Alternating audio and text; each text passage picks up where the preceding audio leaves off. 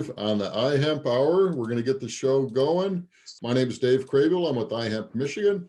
iHempMichigan's mission is to educate, inform, and promote the research, development, and cultivation of industrial hemp here in Michigan.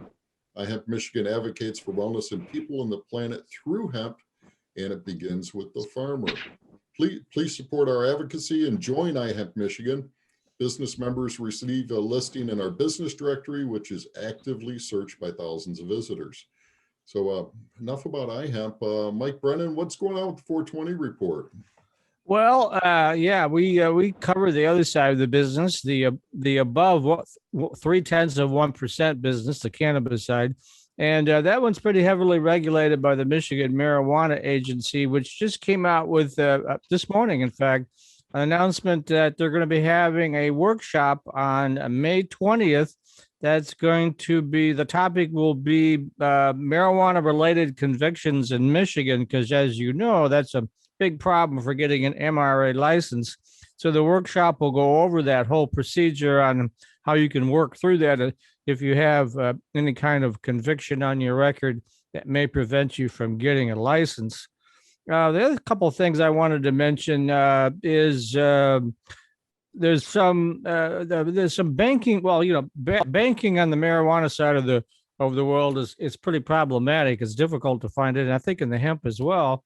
Yeah. Because you know, it's still a tier 1, schedule 1 drug, and the big banks are, until that changes, the big banks, even the little banks, are reluctant to get into that space because they're just afraid the feds are going to come after them and take away their licenses. So it's kind of a circular thing. But this is something we picked up from one of our fellow publications here in the state, from MI Biz in Grand Rapids, that it's called the Community Bankers of Michigan have come out in favor of reforming that. And there's a House bill that's moving right now, the Secure and Fair Enforcement Banking Act, that they're in support of, because they think it's time, since I think it's 16 or 18 states now have adult use legal, and another 43 have medical marijuana legal. And you know, we've talked about it on this show. Even the hemp farmers are having a very difficult time, and that's not really the same product at all, right? We're going to be talking about SHEMP today, which is wool and hemp, textiles, that sort of thing, and you get lumped into the same category as the folks that are getting high. So hopefully, then the banking issue will get solved soon. I know the Biden administration is real interested in getting behind that. Chuck Schumer, the head of the Democrats in the U.S. Senate, is supportive of that, but there's a lot of other stuff they have on their plate right now. So I don't know how soon they're going to get to that, even if it's going to be this year. But the good news is that the small community banks here in Michigan, their group, are saying, let's get it done. Let's move forward. So I think that's a really good thing to talk about. Yeah, the Safe Banking Act, I think, is in the Senate now. It passed the House. Yeah, it's in the Senate, but yeah, passed the House. It's in the Senate, but the Senate, as you know, is bogged down with all the infrastructure stuff and voting rights and all that other jazz that's going on. Mm-hmm. Yeah, so I don't know, and I don't know how supportive the Republican side of the House is of that. And right now, 50-50. It's, you got to get all the 50 Democrats on board. And again, I don't know where that stands. I think it changes by the day almost. So, but it's a good thing that the banking community is saying, hey, let's move on. You know, let's just recognize the fact that this is a huge and growing business. I mean, here in the state of Michigan, we're probably going to do somewhere in the neighborhood of $2 billion in adult use sales this year. It might even be more. And of course, the hemp industry is suffering from the same problems. You guys have a heck of a time trying to find a bank that'll handle your money, right? Yeah. So, and your credit card processing and all the rest, right? It just all ties in together. So it's time to, you know, end the war on drugs and move forward, I think. And it's just the new reality, as it were. So that's all I have. So we do have a corporate sponsor of iHempMichigan as Westtown Bank and Trust out of South Carolina. They are using a program called Risk Scout.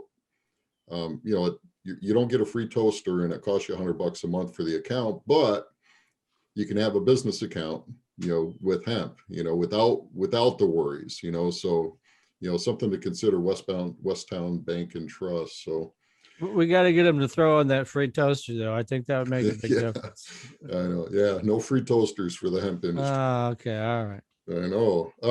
Blaine Bechtold, he's on location today. How's our buddy Blaine doing? He's having technical fun down there. I don't see his video. Is he with us? Oh, but he's still connected on audio. Oh, is he? Okay. All right. Well, sort of. Not very well. Hear me? You know what, Blaine, very I well, can huh? play the little bit that we recorded earlier today. Okay. I All thought right, Blaine so was speaking in tongues there or something. I wasn't sure. So. Yeah, so let's try Well, this. I'm in very bad cell area, so that's the problem. Clearly. Clearly is right. Move it that help thing. I'm gonna get this, oh, hold on, I forgot to click my button. I never remember to do that. Oh God, I hate it when you do Click that. your button, Dave. Come on. So. Why do they make me do that? So, at least I'm consistent. Uh, All right, so here we go. All right, go ahead and restart. We're working on this. Okay, ready? Yep. So we're at a secret location in Michigan. We can't give it away. Always got to kill everybody. But we're doing our thing with making the herd. All right. Wants to tell me I'm in safe driving mode. It's out running right now. We'll get to that in a minute. But we're running. What you see coming out on There we that go. end, that's where the You sound back on video. Can you see me now? going into right there, that was outside the forklift. That's where the herd's going in. And so this was a setup that they used last fall. This was the dryer that they used. And by the way, this dryer is for sale as well as all of the equipment here is. And then they would dry, and then it would go to the end of the machine, and they were doing the whole stock plant drying, and it would go up that conveyor into that hopper on top, and then it would get ground up, and then it would go down a very large conveyor belt. I'll try to get a picture of that here. So this is a large conveyor belt that they used. That's the setup right back the dryer there, and then it would go into this tumbler, a fan tumbler. Come in up there in the chute and then fall on it, and this is how they would separate the herd or the flour from the stalk. And by the way, again, all this equipment is for sale too. So if anybody's interested, let me know on that. And then we bring in, when our finished product gets done here, and this is what it is made out of the beef. Yeah, I think we go right off the rails at that point. So I'm going to stop the share. Blaine, I'm here. Excellent. All right. Yep. I muted I'm back you here when now. we were talking You hear me? over. So yeah. So you're down in a secret location and you're working with the Beast. Why don't you just tell us about the Beast real quick?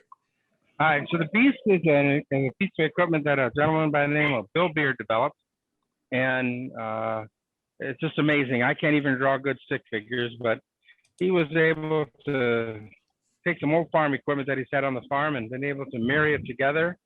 And we're actually able to do the hemp from the CBD stalks, do the decortication. We can actually get the herd and the fiber separated. And then we're going to be able to use the herd in a lot of things. It's already going into some research for plastic. Is one thing that we sold some of it for. The other is going to go to bedding. So we're really excited. And this is really exciting. It's an exciting week for us, right, for sure. Right. And we're at the secret location that we're at. We have some equipment. And I don't know, Dave, were you able to show the video at all or not? Yeah, a little bit. Yep. Yeah, I showed the drying equipment. They were So down here. Good. Okay. Yep. So that drying equipment is for sale if anybody's interested for it. And then what the nice thing is here, I've kind of got a bonus working here. I got a grinder here that can actually take my herd when it comes out of the machine. It's a little too big, a little too bulky to use for bedding at that point. I've got a grinder here that I can use. So now I can grind it into the right material size that I need. So it's really cool. It's really helping me out quite a bit doing that. So we're excited with what we're able to do here. Again, we're moving the hemp industry forward. Just so many exciting things happening around us every day. Yep. And it's going to be a good year for everybody. That's for sure. For learning this stuff. So if somebody's I do interested have a little in bit of that, news. I was just going to say, Blaine, if somebody's interested in that equipment, do they reach out to you or what do they do? Yeah, reach out to me and then I'll be able to set them up with the owner of it, and then they can they can haggle and daggle and do what they want to do for figuring out the price on it. So, yeah, but it's real nice Excellent. equipment. We only use 1 year, and yeah, the way they were using it down here didn't really work too well to get the product they needed out of it. But when it's handled right, and you run just the biomass through, not the whole plant, I believe this dryer works just fine. So, yep. Fantastic. Yeah, and if anybody's looking for any bedding material, I'll have that. Also, now we're back in the point now that we're running and rolling that we're looking for hemp stalks. So if anybody's got hemp stalks, let us know.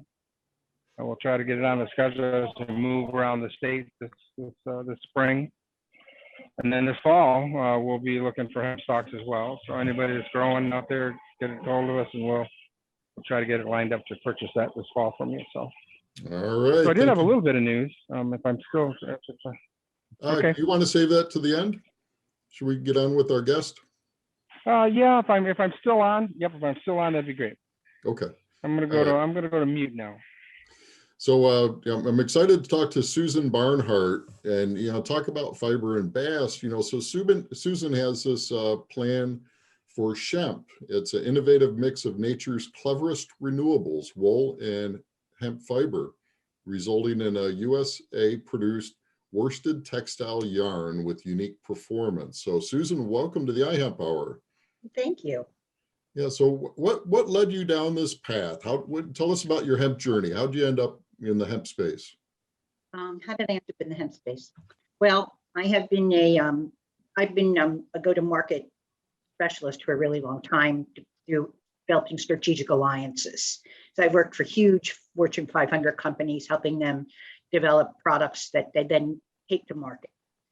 And I can tell you that Mike Brennan's going to like this little part of the story. All right. I have a son who served over 20 years in federal prison for growing marijuana. Oh. And not consecutively, but apparently he never got the message that Yeah, the judges don't like that when you don't get the message. So. Oh yeah. But we decided he just liked free housing. Yeah, that's probably what it was. So. Yeah. He always went to camp. So I don't know. He always went to soccer camp and football camp. So my husband kept saying, I think he thinks he's still in the sports world. I said, he's got the wrong ball. Yeah. But anyway, so I owned a large promotion agency for a very long time. And a lot of our clients were, like I said, Fortune 500s, and my staff used to laugh and say, hey, if they legalize marijuana, you could go to Matthew and he could give you all this information. And I was like, oh yeah, I think that's a great idea. I'm not doing that. Mm-hmm. But anyway, so when they legalized medical marijuana in Florida, one of my friends called me and said, hey, let's go to this convention. Maybe there's something we could do. So we did. And here's my dog again. And I'm sorry, but he's blind and deaf. So, I have to work with him. He's 15. Anyway, sort of like me. Anyway, what happened from there is I became acquainted with hemp, and I thought it was rather interesting. And I will say that I met some very interesting characters. And I came back and I did research in hemp, and I joined the National Hemp Association. I consequently became the volunteer director. That was like herding cats. That's all I can tell you about that. And because I was, one of the gentlemen that was at the U.S. Hemp Roundtable when they first got together, sent me the rules and regulations or their document that they were beginning to create to read, and I read it, and I got back to him and I said, this is a very interesting document, but you don't touch on going to market. Like, are there going to be regulations? I had worked in the wine and beer and industry for a long time, and I said, if these are the type of products you want to put out there, assuredly you're going to have regulations, and there's going to be state by state regulations for advertising. And he wasn't too happy with what I said, but anyway, about 2 months later, he called me on the phone and he said, listen, I'm at a sheep ranchers convention, and they are trying to figure out what to do with the abundance of wool that we have in the United States. And one of the guys here is the military consultant to the American Wool Council, and he's a farmer too. And he suggested, well, why don't they blend it with hemp? So they decided that they wanted to do that, but they needed someone who understood how to take a product to market or develop a product. And so they called me, and that's how I got involved in it.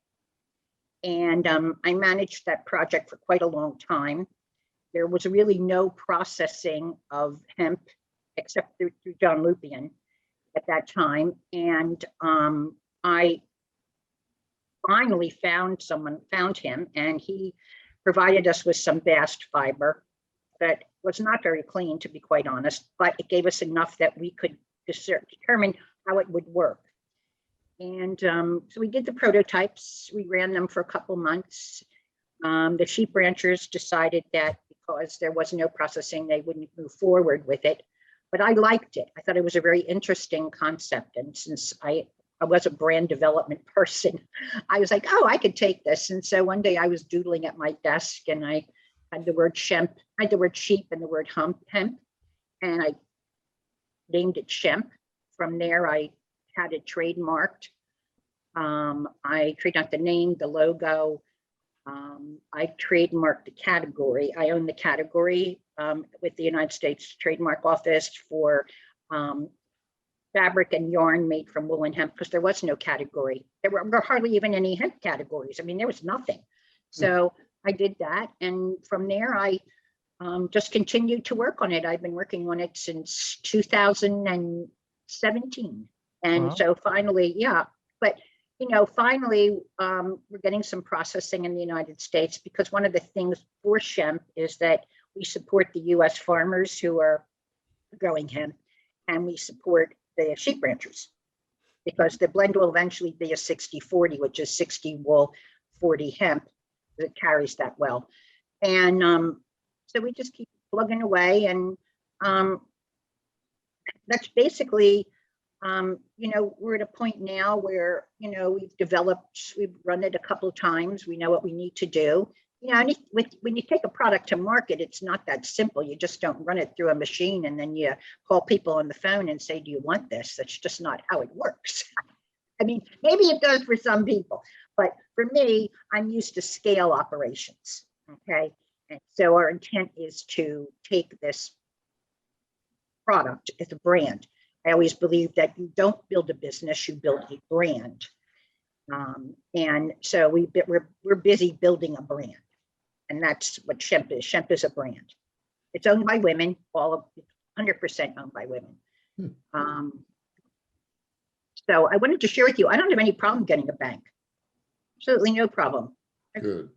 I mean, Truist, which is, I used to be BB&T and SunTrust, they take hemp money. I mean, I've had an account for really a long time. And the first time I opened one, it was under the name Hemp. It was Hemp Textile Innovations, and nobody said anything. But I think it's because, in all honesty, I'm in the industrial hemp business. So I'm not making anything that maybe people consider to be Consumable. Yeah. Yeah, it's not. It might be the issue that it's consumable. Yep. I mean, unless people are going to run around and runs eat into dark. that too. The CBD products from hemp run into that a lot too. So. Yeah. Well, I have to be honest and tell you, I mean, you're not going to like this, but I agree 100% with the FDA, and I agree 100% that there has to be testing, there has to be labeling. And I also agree, I also believe that all of these people who are running around in the CBD business without providing proof of product are really detrimental to an industry that could truly grow. But that's because of my background. And so many of these people totally agree with you. Totally agree. Yeah, it's crazy. I mean, you could go to a gas station and buy CBD, take it, for all you know, your hair could fall out. Or hemp seed oil. You don't know. Or in Dave's case, it turned his hair white, but that's another thing entirely. So the other big issue right now is Delta 8. It's a psychoactive ingredient in CBD, a lot less than THC, but you get a little bit of a buzz from that, and that's a big controversy right now in the CBD industry, whether and it's being banned in a number of states. But a lot of people are just saying, well, regulate it, test it, make sure that it's cool, that sort of thing. So That's It where, seems to me there's no patience, and you know what?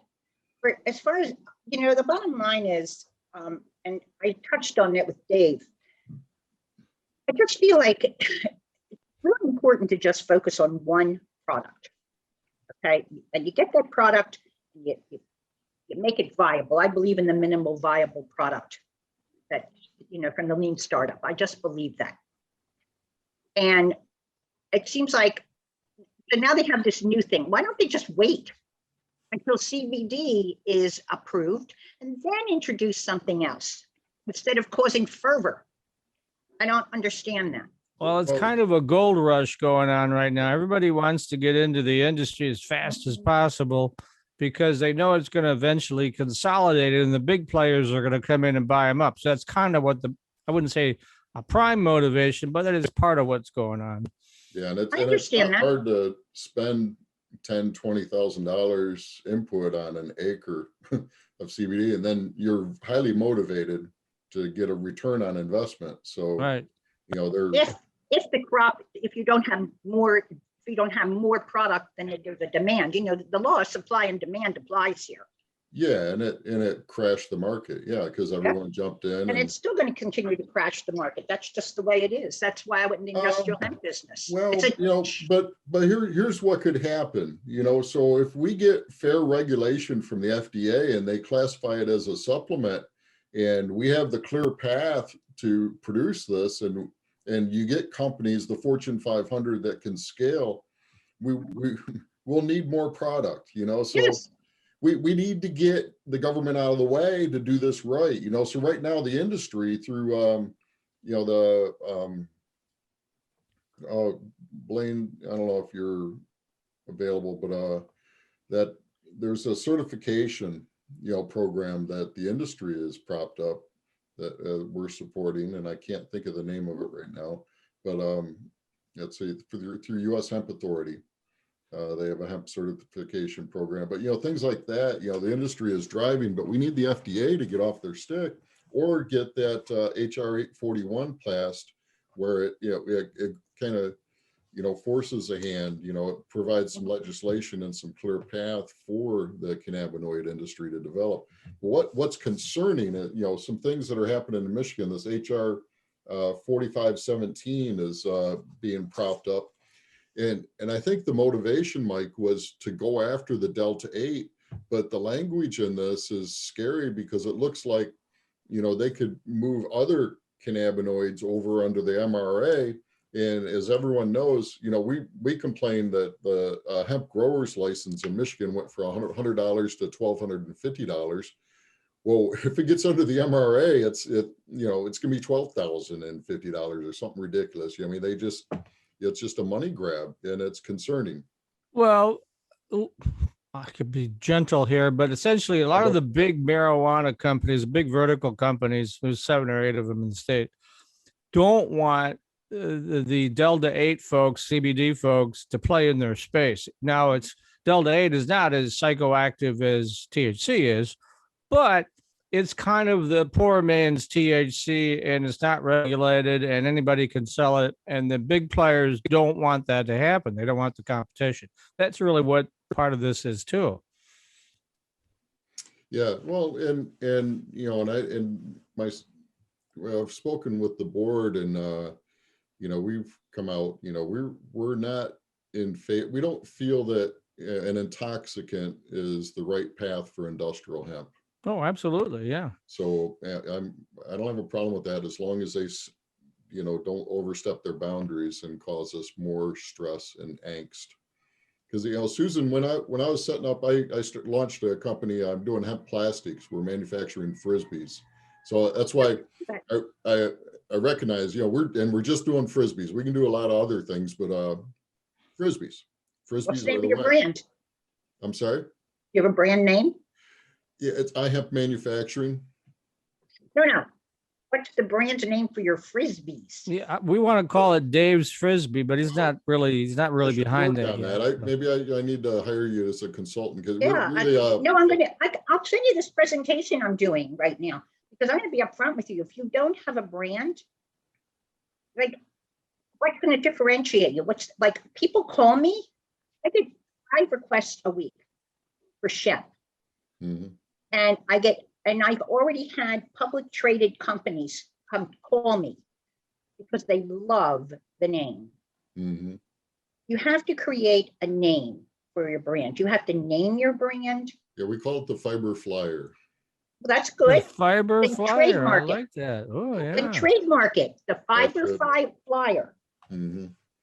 All right. I think that's a good Nobody name. else jump on that yet. Shh, quiet. We're going to cut this part out on the on-demand We're part gonna so no one edit will this steal it, right right, out of Dave? here, yeah. Okay, all right. But you have to have a brand, and then you have to figure out how you're going to take that brand to market. I Yeah. mean, and that comes, the first thing you have is you set together your team and your infrastructure and all that other stuff. Then you do your product roadmap. Then you figure out all your pre-launch, launch, and post-launch activities. But then you have your brand, and you make sure you trademark your name and what you're doing, and then you begin to figure out all the marketing. I have to have a story. What's your story, morning glory? Yesterday we actually produced 300 and some Frisbees. That's our first. They're really nice. Now you have to put your logo on them. We are. I'm picking them up tomorrow morning. I'm taking them to another location to have the logos put on. We've already sold Did you more than trademark the logo? I'm sorry. Did you trademark or register your logo? We're selling private label, so it's other clients. We're putting their logo on. Oh, okay. Well, so you're doing a white label, and it's a B2B, right? You're selling Yep. B2B? Mhm. Okay. Yep. So it's been fun, but I had a little pushback just getting a checking account there because hemp was in the name. It always raises a flag. Yeah, I have no trouble. Yeah, I got it done, but yeah, it's just One, you frustrating. seem to be, or Ameris Bank, they seem to be wanting people to join. Yeah, it's not the banks don't want to do it. They're just worried that they're going to get their federal certification jerked by the feds. The DEA still has a big role in all this. So you got to get the DEA out of it, and then everything will be okay. So mine's probably okay because it's a sheep. I have sheep. Yeah. The name SHEMP is not hemp, but you said you had a hemp business, hemp textiles, and that was it depends on the bank and the timing, because I've heard stories where some people have set up accounts and then a month later everything changes, so tell us how can we help you? What's your next step in your evolution of SHEMP? Well, the next step in the evolution of SHEMP is, in all honesty, the holdup is hemp. I have to, I don't know if you're familiar with the process. So what happens is after, you have the bast fiber, then it comes out and has to be cleaned and refined and degummed. And then after all that happens, it has to be refined again. And then the issue for me is that I am dedicated to running a worsted count yarn. There's a difference between a semi-worsted and a worsted count yarn. A worsted count yarn is much cleaner, silkier, really, really nice. That's what you get when you buy a cashmere sweater. You buy really soft socks and things like that, okay? So in order for me to have that, because in many cases, people beat up the hemp before it even gets to the stage. They put it in a chopper, and then it goes into the decortication. And then when it goes to the decortication, the fibers are not really long enough any longer. They've been brutalized.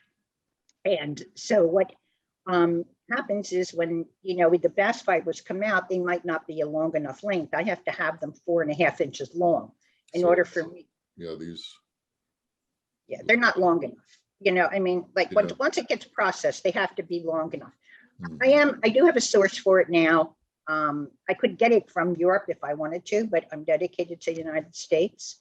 So it's just a process of waiting. I'm patient. I've built brands. I I built the Legs brand and Kashi and Kings Hawaiian. It takes a while, you know, and so what we're doing now is we are working on putting our team together and setting up our procedures, setting up our CRM, ERP systems, all of the things that go into bringing your product to market. We're working to develop what we're going to do for our marketing, are aligning our sales and marketing efforts. We're spending time understanding the buyer's journey in the B2B, because it's no longer that, I mean, in my day, you could go into the buyer's office and sit down and have a conversation. In today's, you don't do that any longer. Now there's 6 steps for them to make a decision. And there's always a group that has to make this decision. It's not a decision that one person makes anymore. They decide by committee. So what we're doing is we have a target that we've decided that is where we're going to go to begin with, and that's the outdoor industry. And we're identifying the lowest hanging fruit within that industry, which would be hosiery, because they take straight yarn and just make socks. And what we're doing is we're identifying their buying process, their buying cycle, who they are, what we can do to meet their needs. We've interviewed them and found out, what it is that they need in order to make a good decision. And putting together the content and things, because there has to be a lot of digital content. We have our logo developed, we have our collateral, we figured out how we're going to make sample kits, all of the things that go into taking a brand to market. And so right now we're in a position where, it'd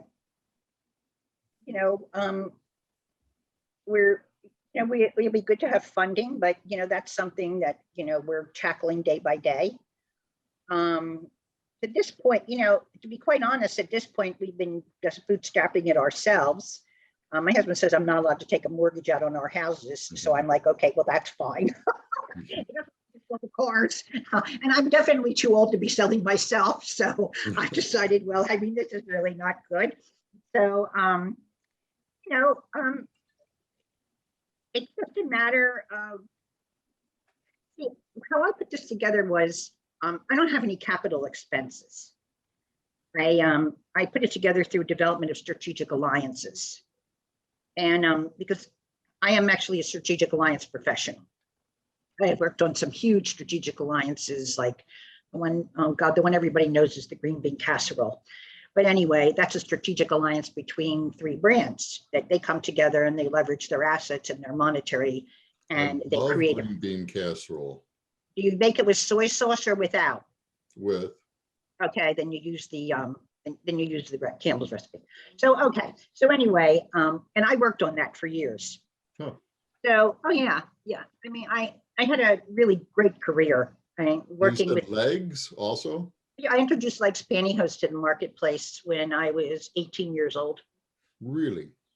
Wow.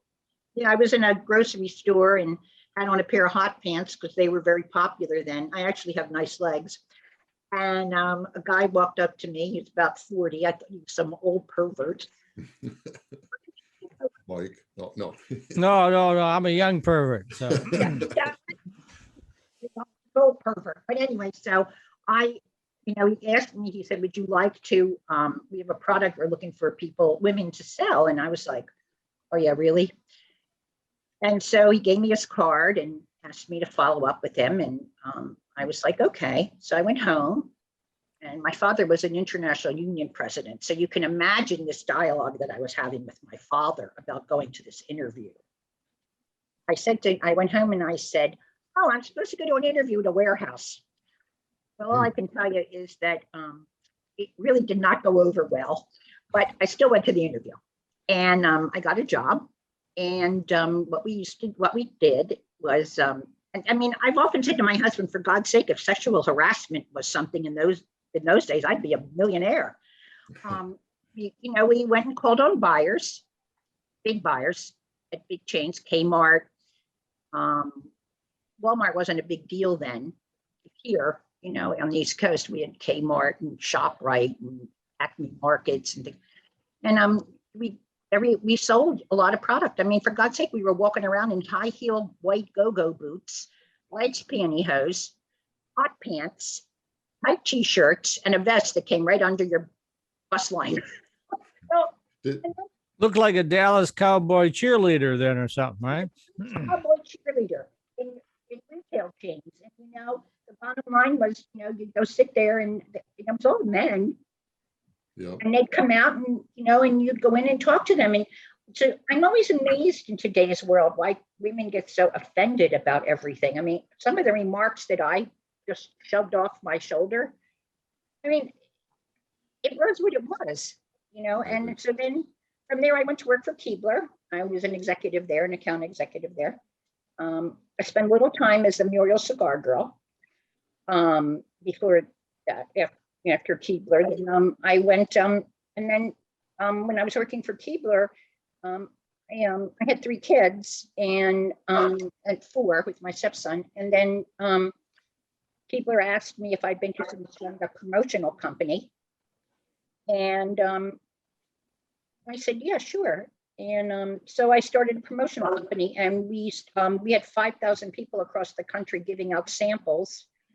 And that morphed into an opportunity to, because I had trained all these kids at like St. Joe's and Northwestern to do merchandising. That morphed into when these kids graduated from college. By the way, I didn't assure all of them, none of them are going to be CEO of Kellogg's by the time they got out of school. They got jobs, and one of them actually landed at Kellogg's. And what ended up happening is we had this major tragedy with one of our children, and well, the marijuana incarceration. Yeah. I got the reference, but yeah. Yeah. So I was like, oh, what the heck? And well, what made it even a bigger tragedy was not only did this happen with him, but he was with a girl who was pregnant, and our granddaughter was born while they were both in federal custody. It was very entertaining. I was like, Wow. oh my God, what else could happen, right? We could make a soap opera out of that plot. What do you think, Susan? So Experience. I could write a book about how to go to federal prison and make sure you don't take any knives, drugs, or machine guns with you. Or drugs. I like that. Right. Yeah. So anyway, this one girl ended up at Kellogg's, and she needed somebody to help her put products on the back of cereal boxes. And so she called me, and that's how I started to do strategic alliances, because and then that just blossomed into, I did that for many, many, many years. And then, as I said, you know, I had a staff who thought if marijuana was legal, I had an in for information. And then once I decided to retire at a point, because I was doing a lot of interning for young people who were in college, and my HR girl was afraid I was gonna like, you know, throw a coffee cup on them. You know, I mean, the idea of coming to work at 8:30 and not getting to work till 9 and drinking coffee for a half hour just didn't appeal to my generation. Mm-hmm. And so I retired from that, but I continued to do consulting. And then, as I said, I ended up at a hemp conference in Miami, of all places, and that's how I got going here. But yeah, I have a background, I have a business background. So I feel like I'm well qualified to run a business. I didn't decide just to jump into the hemp industry because I wanted to make money. So I'm not really. I have a question for you, Susan. So it sounds like I pick up a couple of Michigan connections. I know you're in Florida currently. Mm-hmm. So did you come to Troy when you're in your hot pants to call on Kmart? The Kmart days? Oh yes, I went to all of these headquarters. CVS, Rite Aid, they were in Mechanicsville, Pennsylvania. The best ones were when I would go to North Jersey and places like that. Those comments were the best ones. Yeah. So I was just wondering if there's any Michigan connections, because you know we have a company, Heartland Hemp is they're raising money right now. We should have the decortication and the degumming right here in Michigan within a year, I'm hoping. Do you know what kind of degumming process they're going to use? what would you like them to use? Something natural. Well, Okay. what I was going to say too, you mentioned that you're having a hard time finding hemp fibers long enough to use, and you're buying it from somebody. So what are they using? Because that could be something, because there's a lot of hemp farmers in Michigan, and maybe then they could Well, supply I you. would tell you, I work with a company called Renaissance Fiber. They are out of North Carolina, and they are two scientists who came together and developed you can look them up. It's www.renaissancefiber.com. Dave's writing that down. So Yeah, you can look them up. They have IP. They don't have so if you wanted to work with them, they have a very natural process, but it's an intellectual property. Mm. So it's not like you go to them and you say, oh, I want a degummer, right? They don't have a degummer. They can create, just like the gentleman that Blaine showed, like they have the ability to create the machinery, but to put in a degumming factory is about $15 million, a complete. 15 million. Okay. Yes, it's a lot of money. Or you could, there are other companies out there, but it's a very, very expensive process. Now, we had Carhartt on our expo, our virtual expo in Oh, January. good, yeah. And, I know Carhartt, Patagonia, there's a lot of brands out there that have, would have the resources to dive into this, so They don't what do want we need to. do? They want you to do it. Yeah, that's true. But I think, the other day, a friend of mine said, oh, why don't you apply for a value-added producer grant from the USDA? But well, that's right. I mean, I'm a value-added person. I'm going to add value to the crop, right? Well, it turns out that you can't apply for a value-added producer grant unless you are a farmer. So I had this very interesting conversation. I said to them, well, value add means that you add value to a product, or what comes out, or you monetize their product. And the USDA said, no, that's not what it means to them.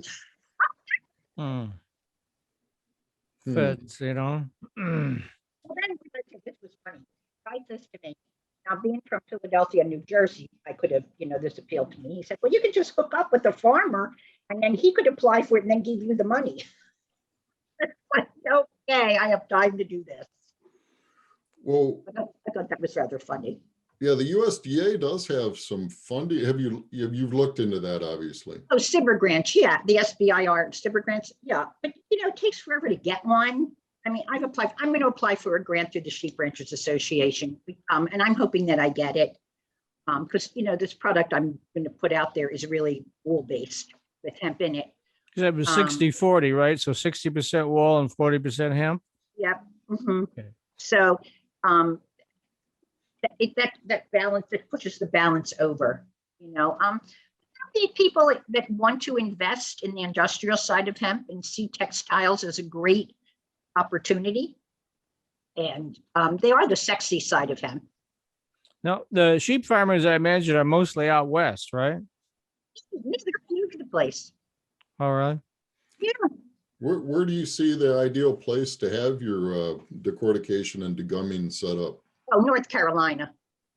No question about it. I'm in the textile business. Okay. I mean, that's where textiles are. That's where all the spinners are. They're all on the East Coast, most spinners. There are very few. National Spinning is a huge spinner. They're in Whiteville, North Carolina. Meridian Specialty Yarns, they're in North Carolina. Hem Mills, they're in North Carolina. All of them are in North Carolina. There's a Kramer's up in Nazareth, and there's some other ones, but mostly they're in the North and South Carolina area. So, 15 million for degumming. What do you see as That's a your facility, yeah. for your capital investment to really make this work? Oh, I'm not investing in any of that. No, he's just asking you for a ballpark figure on what it would For me to take. move this forward, if I was going to do it myself, Well, yeah, let's say I have a checkbook Now, when I write that check, don't worry, there's nothing in the bank to keep it from going Yeah, right through, so. Yeah, I know. It'll be a very swift. I thought you said you had 15 million in that account, Dave. Maybe I was wrong. So 20 million do it, 25, what do you, what do we need to raise to make this happen? I only need 2 million. Because see, I don't have any capital expenditures. I'm No, not but purchasing any someone equipment. needs to divest in the supply chain, the Well, it's infrastructure, not right? going to be me. I'm not going to buy. I Well, don't no, like you're missing capital his point. expenditures. He's trying to get if you were going to set this up total to the supply chain, everything, what are we looking at? 25 million? Yeah, if I 25 wanted million. to set something up to supply you with the long bass, 4-inch bass fibers that you need, what kind of investment would I need to Are you come up? talking about a vertical integration or the fact that you could set it up and then send it somewhere else to be told? Because if you're talking about a vertical integration, I'm going to say you probably need about 25 million. Because it's about 15 million, when you to get all the equipment and, all the processes and everything that you need and figure out where you're going to send the effluent that comes off after you degum and refine.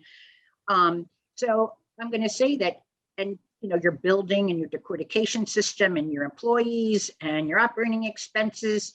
So let's just say it's probably about anywhere between a 15 and $25 million process. For my company personally, I'm just, I'm sort of we do all of our products through alliances. We align with a processor. We align with a guy who, somebody who's he's a processor, he decorticates and then they process it. We have a wool supplier, Chargers in South Carolina. We then have a manufacturer who's going to spin it, National Spinning, just for right now. But your processor, does he have the decumming process as well? Yeah, but he doesn't. It's 15 million if he wanted to build a whole process. So what he does is then he tolls it down to South Carolina. And so, somewhere in South Carolina, they have degumming. Yeah, well, they utilize his process to degum it, like his technology. So he licenses his technology to them, and they utilize it just for him. But there's someone in South Carolina that can actually degum hemp fiber, is what you're telling me. Absolutely. Today. Yes. It's not theory. It's not IP. No, it is not theory. No. Okay. So I think Dave's next question is, how would the Industrial Hemp Association of Michigan members participate in this? What could they bring to the party? Well, I guess. Do you need fiber? Do I need fiber? I don't. I just need the resulting fiber. Okay. Will I need more? Yes. How could you do that? I guess you'd have to set up a facility. I mean, you have to contact someone. In all honesty, that's not something I investigated that a long time ago for someone. And so how could you help us is by growing the right kind of hemp for textiles. That's what we're trying to get to, is what is that? What do they need? How do they do that? You'd have to figure out what seed is best. Because, it all starts at the ground. And you have to figure out what is the best seed. I personally do not believe that dual process is the best seed. But there are companies, like there's a guy out of Ukraine that contends that he has a good seed for textiles, which I do believe, because in Ukraine there are a couple of people who are Ukraine has been very supportive of the hemp industry, and there are people there who are creating fabrics with hemp. So whatever the right seed is what's going to have to be planted. But we have to look at the geographical conditions. Yeah, because it all has to do. Grow it. So if you look at a map and you say, oh, I'm here, and then somebody's growing textile fiber there, then you have to call them and say, oh, if you're in this latitude and longitude, what kind of seed are you using to grow, right? Mm-hmm. So I guess it depends on all the factors, but it has to be a seed that produces a really strong fiber, long fiber, so that you can utilize it for textiles. So the best thing the farmers could do is figure out, I believe 100% that in contracts for farmers, I did not see, I come from a big union background, So I think it's inappropriate for people not to give farmers a contract and an upfront deposit when they contract. I think that that's expecting someone to do work for you for free almost. Mhm. So I think that once you can once we can determine what the right seeds are for the climate and soil and everything else.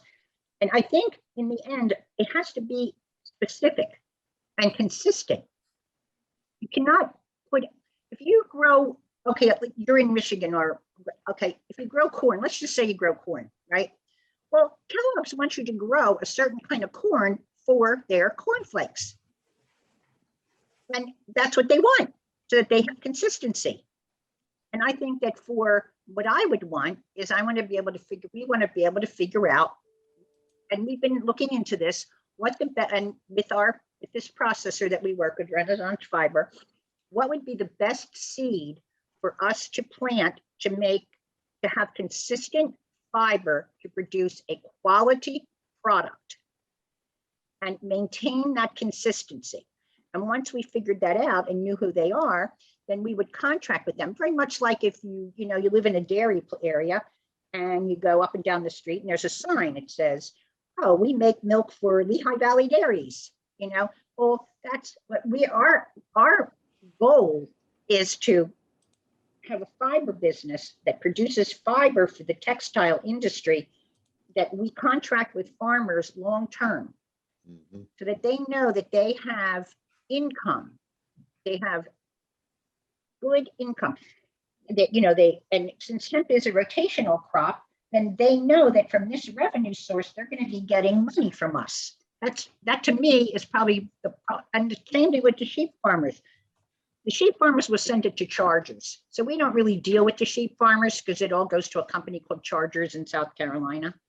But I just really believe that, we have to work on this and figure it out. And, I'm a big fan of like contracts and making sure that people are dealt with well, rewarded for their service. And that's just, but that's what I think. I think the farmers we can figure out what's this great seed for textiles and grow that consistently. So what Mike and I both, we'd really like some SHEMP socks. When can we expect some? As soon as we get some, well, that's what's going to happen. Once we get the yarn made, what we're going to do is we have a really great friend in a company called Nestor Hosiery, and actually in North Carolina too, who is going to produce sock samples for us. And so when we get some samples, we will send you some. Awesome. And a wool hemp sock. A Frisbee for some socks. Okay. Well, a wool hemp sock, is a great sock. It's antimicrobial, anti-odor. They're not itchy, right? No. They'll be super washed too. When I was a kid, when I had to wear those wool shirts, I really bothered me. Scratchy, yeah. So, No, these won't be scratchy. They'll be beautiful. and I think Blaine would probably want some slippers, don't you think? Or SHEMP slippers? I can see Blaine in a pair of slippers. I'm gonna think about slippers, and he can have a little SHEMP on the front of them and walk around. Perfect. Like, can you show us SHEMP again, and then we're gonna try and get Blaine on the phone. It's SHEMP, isn't she cute? Yep. So where's the hemp in the little SHEMP? In here. We can't see that. Raise it up a little bit. We had a lady spin it for us. She spun it. All right, here So it goes together. I'm gonna spotlight your very video. nice. Go ahead and hold it up again. I'm spotlighting you to make sure we see it. See? Oh yeah. Okay. Very cool. We're eventually going to create books with SHEMP. I'm going to have her. Books? Yeah, I want her to do education for kids. Oh, those kinds of. I was going to say, I was trying to figure that one out there. All right. Yes, like little educational things. Think about it. Pound puppies. My kids all had a pound puppy. Yeah. And my girlfriend, one of my friends said to me, you want to make big SHEMPs, and then you could have like a little book, and people could have a she SHEMP, and then we could have a boy SHEMP. And SHEMP run, right? Yeah. Okay. SHEMP run. Oh. All right. Well, like Carrie on is mentioning that you already have a market for your little SHEMPs. If somebody wants one, too cute. Yeah, well, there you go. I mean, the So- first product. Maybe you That's should, your minimum viable product. I heard you use that Steve No, Blank my term minimum viable earlier. product is yarn, Yeah. yarn. Oh, There okay. you go. yarn. People who go into business and have 27 SKUs are nuts. I don't know how they're gonna market them, they have to produce them. I mean, but not everybody has the experiences that I've had, so I learned a lot. I Yep. learned a lot. That's good. That's why I was really interested to speak to you, because I sensed, from the last interview I heard that you have, a good background in business and Yeah, I really do, and that's really, I'm building a brand on a business, but I have a business and I've helped a lot of people. Unfortunately, I will be upfront, when people in this industry call me and I tell them they have to pay me, they're like, why? I get the same thing with people wanting me to promote them, so yeah. isn't that free? I go, well, it doesn't really pay my bills, so. So it's not free. And then when I tell them what it costs, I think they're like, oh my God. Yeah. But Well, Dave's got 15 million in his checking account, so he could cover it. so Dave, if you want to send me some money, that's fine. I'll cut you in on SHEMP. Uh-huh. Sounds good. All right. I'll work on that. I've got to sell a few Frisbees first. But you have to remember, oh, okay. Well, maybe SHEMP could throw Frisbees. I can see a Shemp Frisbee. Yeah. But Yep. think about this. Okay, think about this. So one of my ideas is that, you remember Where's Waldo? Mhm. Yeah. Okay. Oh, yeah. So I think, and I was talking to somebody about this, that once I can figure this out a little bit more, I'm gonna have my little girl, my little she-shemp, go to different people's farms and things, and we could play a game. Where's Shemp today? Mhm. Mhm. And we could do it on LinkedIn. Think about it. So we have a hemp. Let's say you guys have a farm. All right, Shemp can go visit the Hero Project today. Yeah. Yeah. She has an idea, or she can go visit this farm where Blaine is, and she says, "Look what I like how Blaine your mind works. Yeah, very Part nice. of the Yeah. education. Yeah. To Yeah. expose all these. So think about that. So if you Yeah. guys have any place you would like my little she-shemp to go visit, she can go visit. Yeah. Yeah, I And like then it. she can talk about it. Like, All right. why is this valuable? Well, speaking of places to Marketing. visit, and you'll like this, Susan. On June 26th, we're going to have a hempcrete workshop at. Um, help me out, Mike. It's somewhere in Southeast Michigan, but I can't remember. It's Oh, it's our sponsor. We sponsored them at that. Critter Barn. expo. whoop, I Critter hear a Barn. voice. Can you guys hear me now? Yeah. Yeah. Can you hear me? Okay, so it's the Critter Barn is where Thank we're going to you. do that at. And we're going to have a great day teaching about hemp and hempcrete for one. We've got a bunch of little projects for the kids to be able to do. Also, what's really interesting is they've got a little project in this building that they're doing.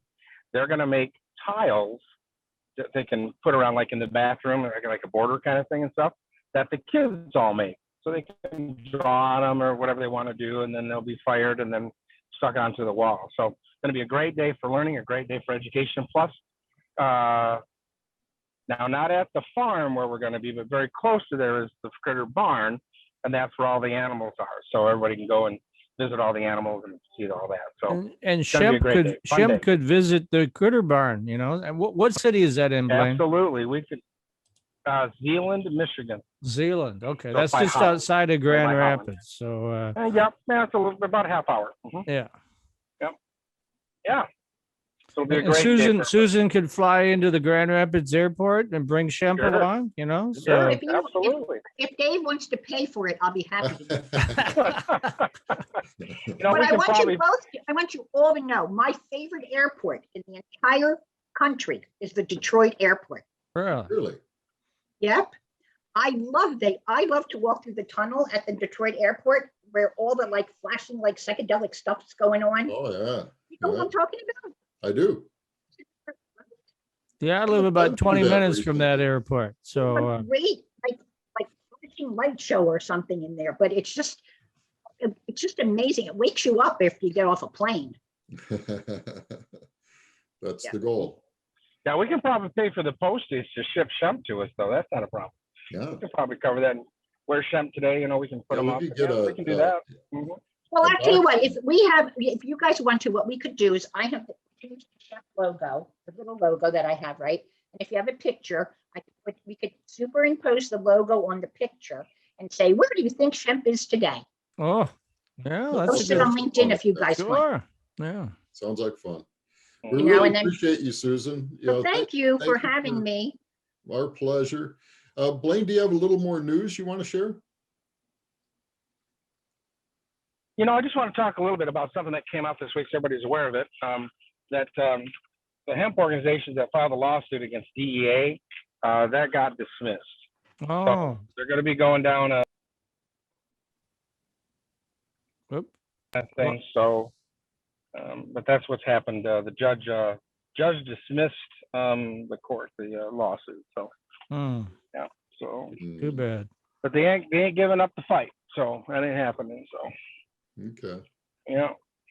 Oh, so So oh, sorry. Now we're gonna have a recipe today, Blaine. I have a And then- recipe queued up to do. I don't have the hat though. One other thing that we want to announce, we did set a date for the expo in Lansing. It's January 21st and 22nd in Lansing, Michigan for the Midwest iHemp Expo.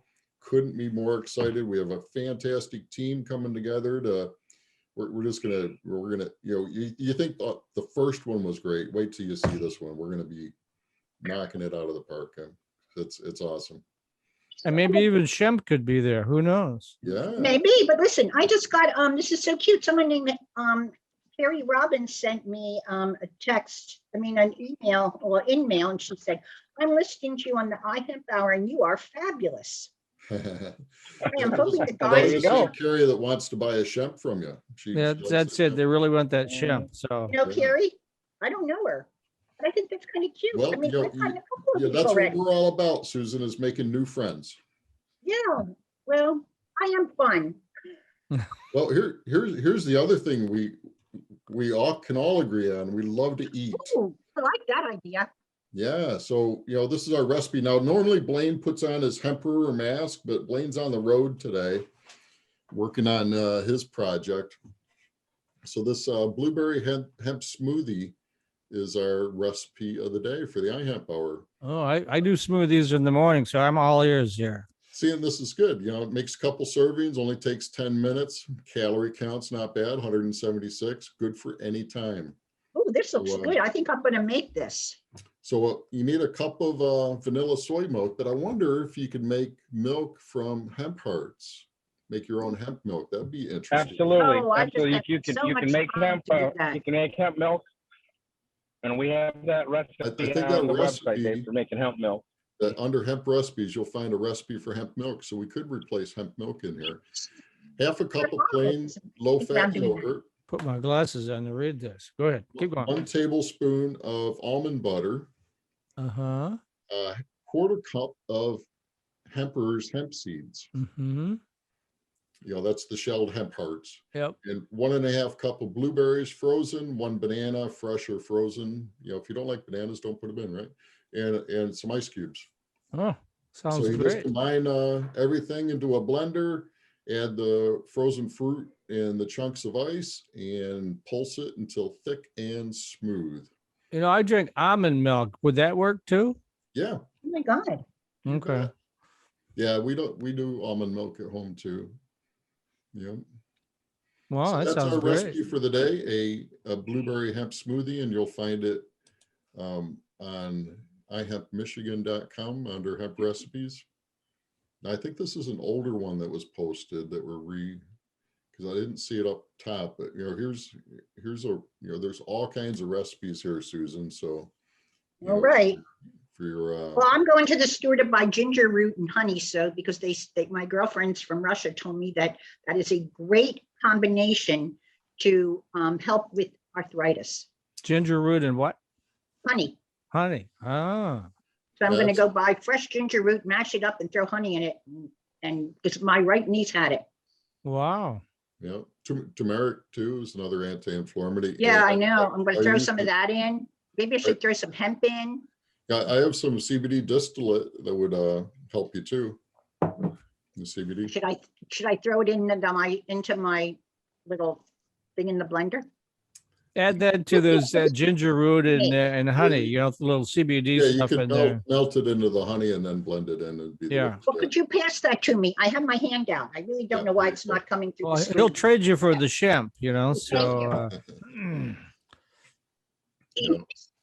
Oh, now I have to go back to reading my speech. Yep. So thanks again, Susan. Blaine, anything else good for the cause to share? You know, there's some legislation that's trying to make its way through Michigan. And we're on that. We're dealing with some other groups, hemp groups in Michigan. Yep. To try to, 4517.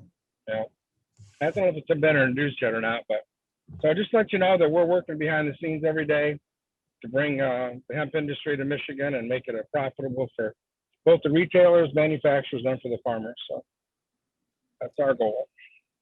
So please join iHempMichigan. We have new membership plans. We make it easy, and we'll help promote you. Do you know a guy named Tide Rohrbach? I think that's his name, Tyde Rohrbach or something. No, that's not. I don't know who's listening to this. I don't know. He's in Michigan? I don't know. He's like something on the marijuana thing. I know his name's TYRD or something like that. I don't know. Why do you ask? People from all over call me, but you know. Oh, okay. All right. Well, it was nice to meet you, gentlemen. Nice to meet you. Thanks, And I hope we Susan. get to talk again. It was fun. Yeah, keep us posted on your progress. We're looking forward to those hemp socks. All right. When I send them, I want to see your tootsies in them. Sounds Okay, good. we'll do, yep. All All right. right. Bye. All right. Bye. Thanks, everybody. Take care, Mike. All right, see you next week. All right. See you next week. Peace and love.